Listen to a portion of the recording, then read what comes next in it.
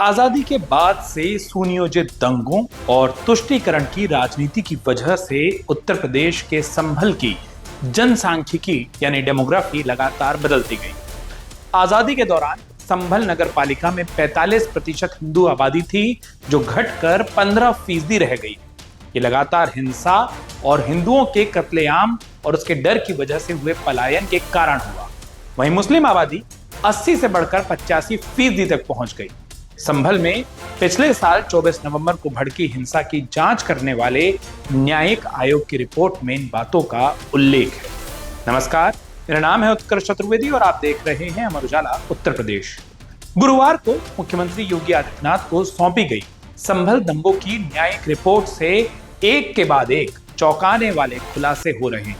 इस रिपोर्ट के अनुसार सांसद जिया उर रहमान बर्क के जहरीले भाषण के बाद तुर्क और पठानों के बीच हिंसा भड़की थी। रिपोर्ट में खुलासा हुआ है कि संभल में जब तक हिंदुओं की आबादी 40% के ऊपर रही, तब तक दंगे, लव जिहाद और धर्मांतरण के जरिए उनको कम किया जाता रहा। हिंदुओं की आबादी 20% से कम हुई तो यह संघर्ष विदेशी बनाम देसी मुसलमान का हो गया। संभल में तुर्क और कन्वर्टेड हिंदू पठान आपस में लड़ने लगे। बीते 24 नवंबर को भड़की हिंसा की पृष्ठभूमि कई सालों से पनपते इसी तनाव में छिपी हुई थी। मुख्यमंत्री को सौंपी गई करीब 450 पन्नों की रिपोर्ट में हिंसा की वजहों, संभल में दंगों के इतिहास, हिंदुओं की आबादी घटने, धार्मिक स्थलों का अस्तित्व मिटाने समेत कई बिंदुओं पर जांच के बाद निष्कर्ष दिया गया है। ऐसी घटनाएं रोकने के उपाय भी सुझाए गए।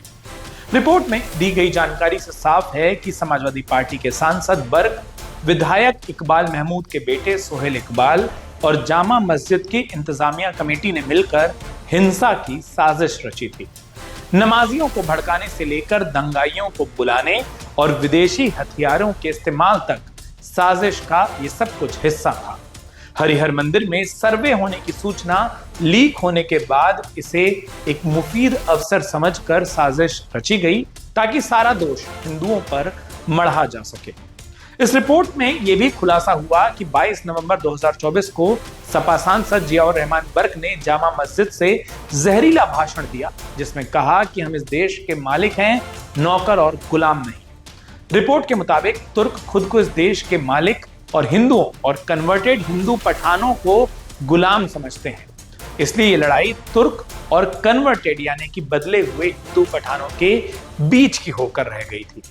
संभल के दंगों को लेकर न्यायिक जांच रिपोर्ट के सामने आने के बाद अब हर दिन ये जो खुलासे हो रहे हैं, इन सारे अपडेट्स पर ढेर सारी प्रतिक्रिया भी सामने आ रही है। क्या कुछ भारतीय जनता पार्टी ने और समाजवादी पार्टी ने इस विषय पर कहा है, आइए अब आपको वो सुनाते हैं। देखिए, संभल पर जो न्यायिक रिपोर्ट आई है वो निश्चित रूप से बहुत ही गंभीर है और चौंकाने वाली है। किस तरह से सुनियोजित तरीके से वहां दंगे कराए जाते थे और इन दंगों में हिंदुओं को निशाना बनाया जाता था ताकि वो पलायन करने पर मजबूर हों।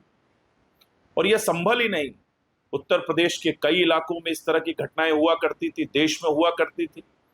रिपोर्ट्स आती थी, खबरें आती थी, लेकिन उस समय की जो सरकारें थी वो तुष्टीकरण के लिए और सांप्रदायिक राजनीति के लिए ऐसी घटनाओं पर कोई कार्रवाई नहीं करती थी। लेकिन 2014 में जब से केंद्र में नरेंद्र मोदी जी की सरकार बनी है और 2017 में जब से उत्तर प्रदेश में योगी आदित्यनाथ जी की सरकार बनी है, इस तरह की जब भी घटनाएं सामने आई हैं, हमने कठोर कार्रवाई करने का काम किया है।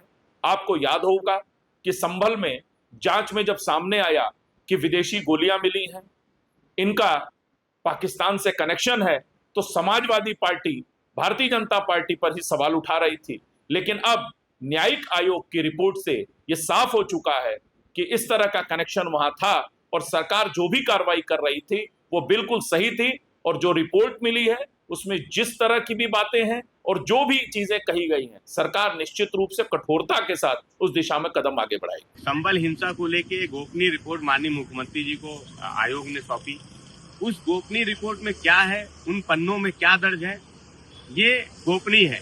लेकिन आज चर्चा पूरी मीडिया में हो रही है, लेकिन रिपोर्ट गोपनीय है। उस कमेटी के हेड को मीडिया से आके बात करते हैं, लेकिन रिपोर्ट गोपनीय है। और जिस तरह से सूचना विभाग बता रहा है क्या चलाना है, किस पे चर्चा करनी है, लेकिन वो रिपोर्ट गोपनीय है। इसलिए कहीं कोई तुर्क की बात कर रहा है, कहीं कोई और बातें कर रहा है। समाजवादी पार्टी को इस गोपनीय रिपोर्ट पे कोई भी टिप्पणी नहीं करनी है। सारी गोपनीय रिपोर्ट का जवाब पीडीए आने वाले चुनाव में देगा। अगर आप ये वीडियो YouTube पर देख रहे हैं तो हमारे चैनल को सब्सक्राइब करें और बेल आइकन को दबाना ना भूलें। अगर आप Facebook पर ये वीडियो देख रहे हैं तो हमारे पेज को लाइक करें।